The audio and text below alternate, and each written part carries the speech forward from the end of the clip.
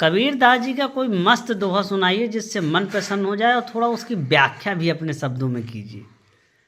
क्या आपको लगता है कि कोई कबीरदास का मस्त दोहा जो आप बढ़िया मन प्रसन्न करने वाला सुना सकते हैं?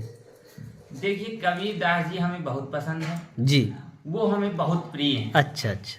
तो उनका एक दोहा है जो मुझे बहुत प्रिय है और मैं अक्सर गाता रहता हूँ। अच्छा। तो उसकी मैं व्याख्या भी करके सुनाऊंगा और गा के भी नहीं, सुनाऊंगा। बिल्कुल हम तैयार बैठे हैं सुनने के लिए, बोलिए। देखिए कि हम सा कौन बड़ा परिवारी, दसों दिशा है दुनिया हमारी। वाह। कबीरदास जी कहते हैं कि हमारे समान परिवारी कौन सा है, कौन है। अच्छा। ये जो चार हमें परिवारी दिख रहे हैं कि किसी के 2-4 लड़के हैं, 10 लड़के हैं, ये सारे परिवार के लोग रहते हैं। ज्यादा से ज्यादा 30-40 लोगों का परिवार हो जाता है। अच्छा। पर कबीरदास जी कहते हैं कि हमारी पूरी दुनिया ही परिवार है। दसों दिशा में जितने भी लोग हैं सब हमारे परिवार के हैं। बढ़िया विचार।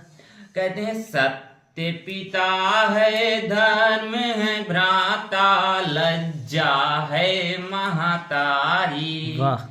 शील बहन संतोष पुत्र है, क्षमा हमारी नारी। तो कबीरदास जी कहते हैं कि सत्य हमारे पिता है।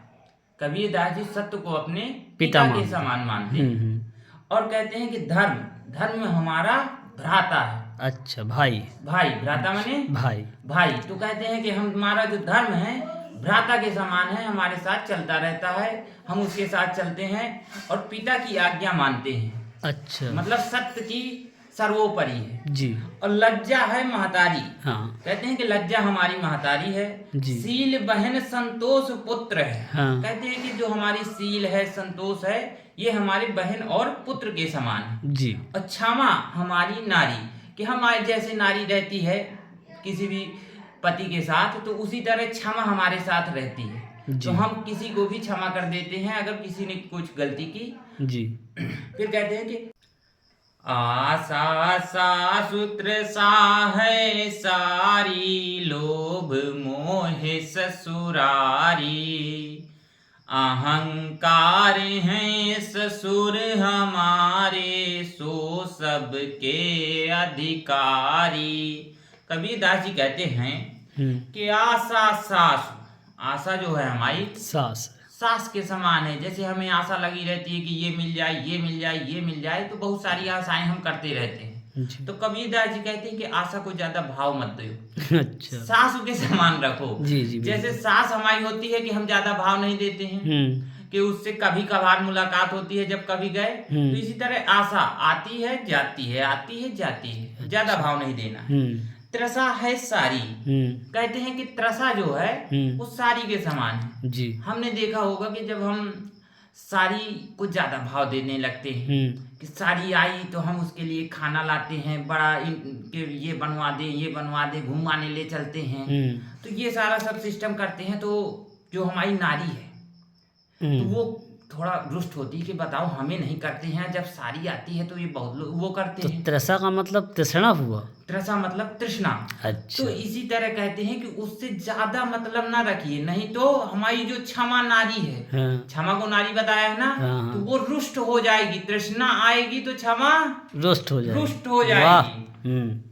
लोभ मोह ससुरारी। अच्छा। कहते हैं ये जो लोभ और मोह है ये ससुरार के समान है। अच्छा। जैसे ससुरार हमें प्रिय लगता है तो लोभ मोह भी प्रिय लगते हैं, पर हम ससुरार ज्यादा जाते नहीं। समाज कहता है ना कि लोग ज्यादा ससुराल नहीं जाना, मान सम्मान घट जाएगा। तो इसी तरह लोभ मोह को भी हमें ज्यादा भाव नहीं देना है, नहीं अपने मन में ज्यादा रखना है। अच्छा। ना आने देना है। अहंकार है ससुर हमारे, तो यहाँ पर देखिए ससुर का सब हुक्म चलता है कि नहीं चलता। ससुरारी में पूरा हुक्म ससुर साहब का चलता है। तो यहाँ पर कहते हैं कि सास हो, जैसे आशा है, तृष्णा है और ये लोभ मोह है, ये सभी अहंकार की बदौलत चलते हैं, अहंकार से। अच्छा। हाँ, तो ये सब को क्या कंट्रोल करता है? अहंकार कंट्रोल करता है। हाँ। जैसे ससुराल में सभी सास को, सारी को, ये सब को पूरा कंट्रोल करता है, इसी तरह ससुर अहंकार इन सब को, लोभ मोह को, तृष्णा को, आशा को कंट्रोल करता है, यही सब पैदा करता रहता है। हाँ हाँ बिल्कुल। कहते हैं ज्ञानी गुरु विवेक है, चेला सदा रहे ब्रह्मचारी। काम क्रोध दो चोर बसत हैं, तिनका डर है भारी। कबीरदास जी कहते हैं कि ज्ञानी गुरु, अच्छा, जो ज्ञानी है उसे हम गुरु के समान मानते हैं जी, और जो विवेक है वो हमारा चेला है। अच्छा, चेले को हम सब काम करवाते हैं तो विवेक से हम सब काम लेते हैं। हाँ, जैसे हम चेले से कह देते हैं कि ये काम करो, ये काम करो, ये काम कर दो, हाँ, तो उसी तरह हम अपने विवेक से सब काम करवाते हैं कि चलो अपना विवेक लगाओ, जो सही है उसका सही निर्णय लो और सही से काम करो। हाँ, हाँ, और सदा रहे ब्रह्मचारी। कहते हैं हम सदा ब्रह्मचारी रहते हैं। ब्रह्म मतलब पर ब्रह्म परमात्मा या सत्य जिसे कहते हैं, तो उसी के हम सदा खोज में रहते हैं, उसी के पाने में रहते हैं जी। अकाम क्रोध दो चोर बसत हैं, तिनका डर है भारी। कहते हैं काम क्रोध दो चोर बसत हैं। कहते हैं हमारी जो नगरिया है इसमें दो चोर हैं, काम और क्रोध। तो कहते हैं इनका डर लगा रहता है। अच्छा। इस नगरिया में दो चोर हैं, तो इससे बचना पड़ेगा कि नहीं बचना? बिल्कुल बिल्कुल, क्योंकि चोर क्या करता है? चोरी करेगा। तो ये हमारी शांति जो है, ये सब हमारे भ्राता जो हैं, इन सबको परेशान भी करेगा। तो कहते हैं कि ये काम और क्रोध जो है इनसे हम बचते हैं। अच्छा, कैसे बचेंगे? नजर रख के। हाँ, बिल्कुल सही बताया आप। जी। मन दीवान सुरति है, राजा बुद्धि मंत्री है भारी।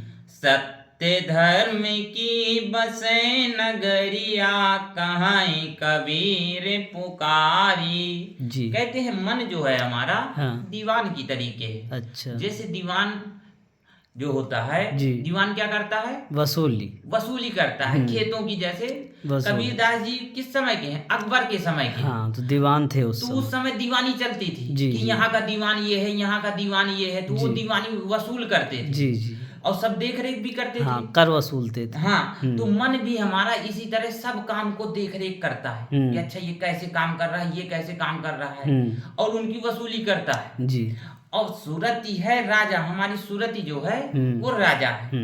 अब बुद्धि मंत्री है भारी। कहते हैं हमारी जो बुद्धि है वो मंत्री के समान है। उसे हम पूरा छूट दिए हैं कि कठोर निर्णय लिए जाए।